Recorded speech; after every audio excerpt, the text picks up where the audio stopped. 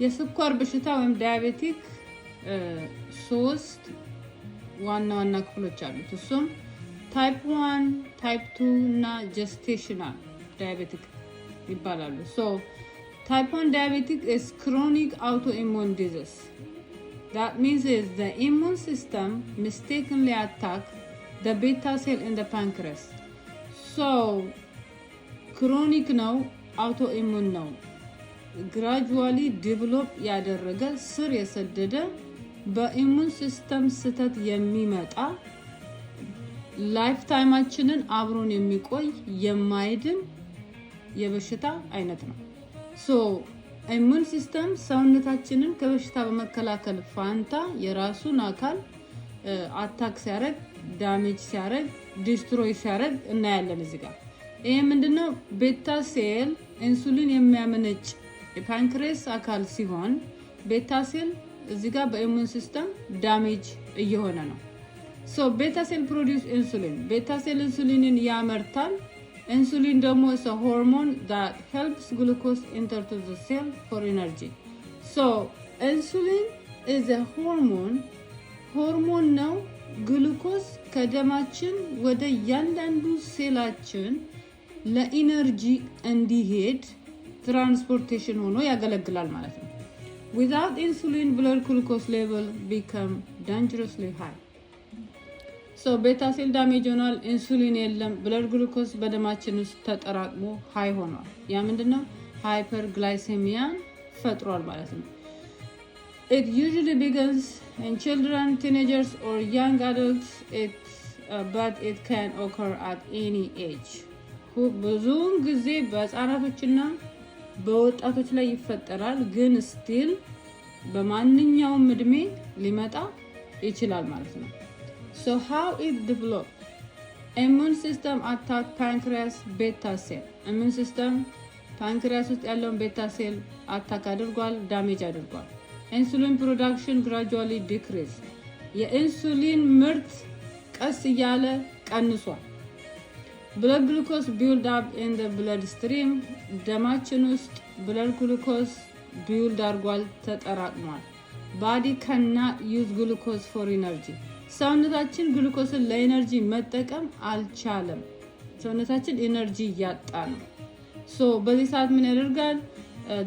the body start break down fat and the muscle for energy producing ketones. ፋት እና መስል ብሬክ ዳውን ሲሆን ሰውነታችን ኤነርጂ ሲያጣ ፋት እና መስልን ብሬክ ዳውን ያደርጋል። ያ ምንድነው ውጤቱ? ኪቶንስ ነው ማለት ነው። ኪቶን ሌላ የዳያቤቲክ ታይፕ 1 ዳያቤቲክ ደረጃ ነው። ብዙ ስለዛ ብዙ ማውራት ስለሚያስፈልግ አሁን አልፈዋለሁ።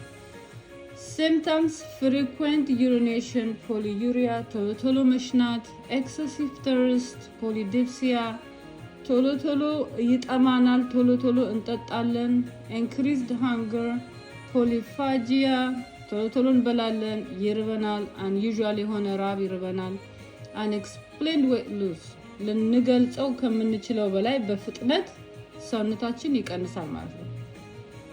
blood vision እና fatigue፣ ይደክመናል፣ አይናችንን ይጋርደናል።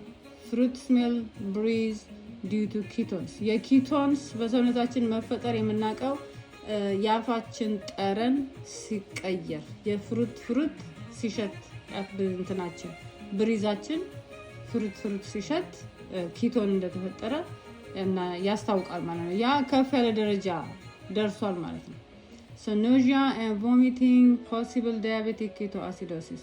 ይሄ ፍሩት ስሜል ማውዛት አፋችን ፍሩት ስሜል ካደረገና ካቅለሸለሸን ካስታወከን ያ possibly diabetic ketoacidosis ላይ ደርሷል ማለት ነው። ስለሱ ሌላ ጊዜ ቪዲዮ ሰራላችኋለሁ።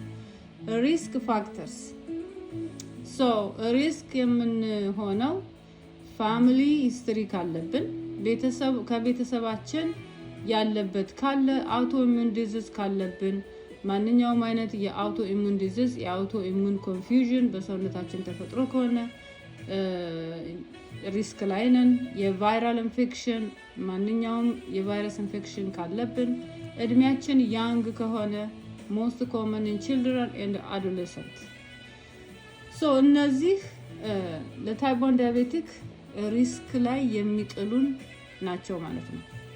so diagnosis ምንድነው የሚሆነው? measure average blood glucose over 2 to 3 months የዛ ውጤት A1C greater than 6.5 ከሆነ we are diagnosis type 1 diabetic. blood glucose test እናደርጋለን። fasting blood glucose greater than 126 mgdl with symptoms በባዶ ሆዳችን ግሉኮስ የግሉኮስ ሜዥራችን ከ126 በላይ ሆኖ ሲምፕተም ካለን we are diagnosed. አውቶ አንቲባዲ ቴስት ይሄ አውቶ አንቲባዲ ቴስት የሚባለው ዲቴክት የሚያደርገው አንቲባዲስ that attack insulin producing cell so help confirm type 1 diabetic. ይሄ ቴስት አንቲባዲ ኢንሱሊን ፕሮዲዩሲንግ ሴል ቤታ ሴልን አታክ ማረጉን እና አለማረጉን ቼክ ያደርግልናል። አታክ ካደረገና ፖዚቲቭ ከሆነ we are confirmed type 1 diabetic ማለት ነው። ሌላው ሲ ፔፕታይድ ቴስት ነው። ያ ሲ ፔፕታይድ ቴስት measure how much insulin the body is making. so ይሄ ሲ ፔፕታይድ ቴስት ሰውነታችን ውስጥ የተረፈ ቤታ ሴል አለ ወይ፣ ኢንሱሊን ይመረታል ወይስ አይመረተም የሚለውን ዲቴክት ያደርግልናል ማለት ነው። if it's low C-pepta indicates little or no insulin production. so low ከሆነ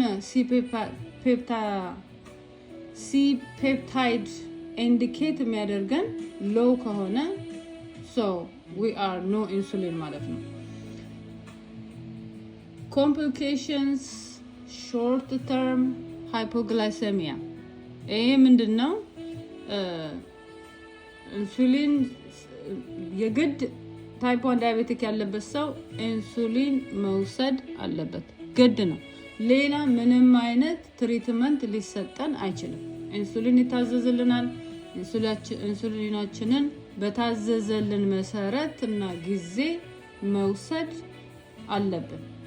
ይሄ ምንድነው? ብለድ ሹገራችንን ሁሉ ጊዜ ኢንሱሊን ኢንጀክሽን ከማድረጋችን በፊት መለካት አለብን። ካለካንና ዝም ብለን ከወሰድን ካልበላን ምን ይሆናል? ብለድ ሹገራችን ተራው ምን ይሆናል? ይወርዳል ማለት ነው። ያ ሃይፖግላይሴሚያን ይፈጥርብናል። ሃይፐርግላይሴሚያ ኮምፕሊኬሽኑ ነው።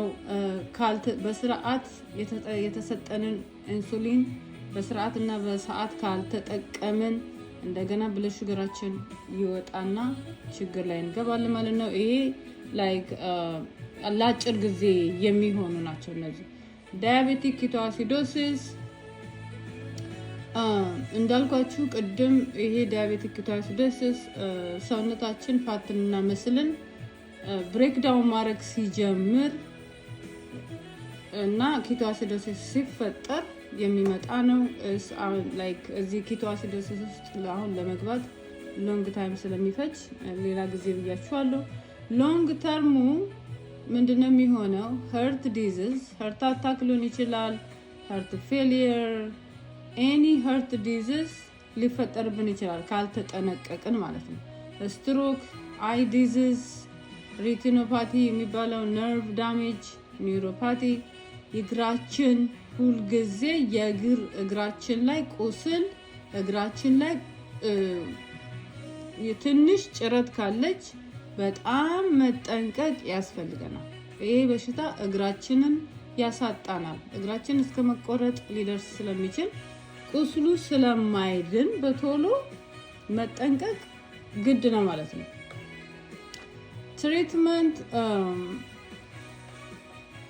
ትሪትመንት ላይፍ ሎንግ ኢንሱሊን ቴራፒ።